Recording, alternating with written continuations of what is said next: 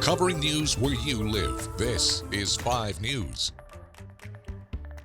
Well, thank you for joining us here today. I'm Joe Ellison. More reactions coming in regarding the death of former Arkansas Governor and U.S. Senator David Pryor. He died on Saturday at the age of 89. Former Arkansas Governor Asa Hutchinson weighed in on social media saying that no matter if a person was Republican, Democrat, Independent, Pryor always had a welcoming smile and plenty of conversation.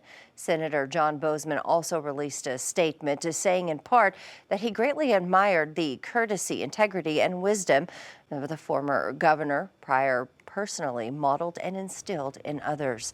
U.S. Senator Tom Cotton shared his condolences as well and mentioned how true of a gentleman Governor Pryor was, and his example served and continues to serve as an inspiration to fellow Arkansans.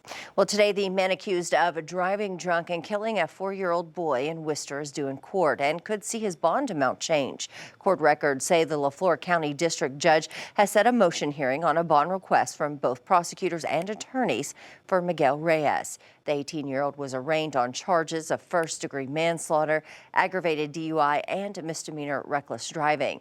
He's being held at the LaFleur County Jail on a $75,500 bond. Meanwhile, a lawsuit has been filed by an Arkansas dispensary against the state, challenging the advertising restrictions for medical marijuana.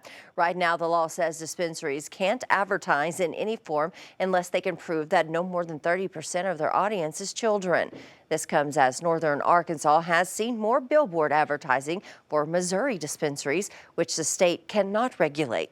Arkansas dispensaries say it's unfair. Even if only medical marijuana is legal in the state, they say they should be able to have more opportunities to advertise. I don't want for our Arkansas cannabis businesses to suffer because of our laws. Meanwhile, the Missouri cannabis industry is just booming. And so that doesn't really make very much sense, I think. Well, the hearing for that lawsuit is set for May. And we'll get to more news in just a minute. But first, let's get a check of this week's weather with meteorologist Zach Scott. Hey, Zach.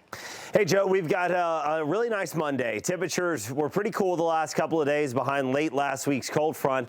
But we've got some warmer weather and more comfortable conditions on the way. We're going to move to the upper 60s today for northwest Arkansas sunshine.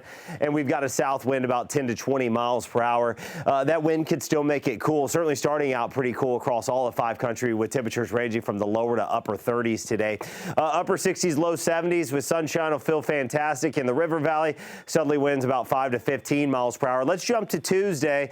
Late afternoon, here comes a weak cold front that'll slowly nudge its way in Tuesday night. That'll bring a spotty shower and sprinkle chance. Again, not looking for a whole lot of rainfall from this, but that's just the start of what will be a handful of rain chances that'll kind of stack up the rest of the work week and into the weekend. Some spotty shower chances will be possible Wednesday, Thursday, and Friday. We're going to watch late Friday afternoon and Friday evening. Could see a few strong storms try to move in from Oklahoma, and we'll keep some scattered shower and thunderstorm chances around as we go through the weekend. It'll be a busy week for us, but the whole weather team will be watching it, Joe. All right, thanks, Zach. Well, the Centers for Disease Control and Prevention is now investigating illnesses linked to injections of Botox. 5 News anchor Darren Bobb spoke to a local dermatologist to find out how serious this really is.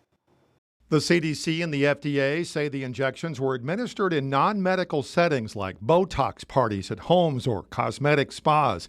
Dr. Sandy Johnson of Johnson Dermatology in Fort Smith says that's your first mistake. You should only go to get injections of Botox or filler by a trained core physician or practice. And so go to your dermatologist, go to your plastic surgeon, go to somebody with experience. 19 people in 9 states developed very severe complications from injections from what the CDC is calling counterfeit fillers.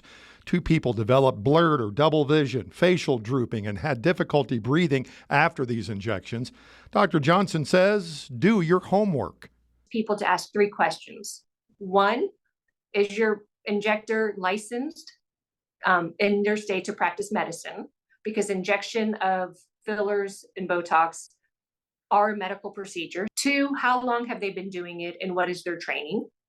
And then 3, are you in a licensed facility? Bottom line, Dr. Johnson says Botox injections or fillers are still very safe. Botox with the proper products in the proper hands is safe and effective. In Fort Smith, covering news where you live, I'm Darren Bobb, 5 News.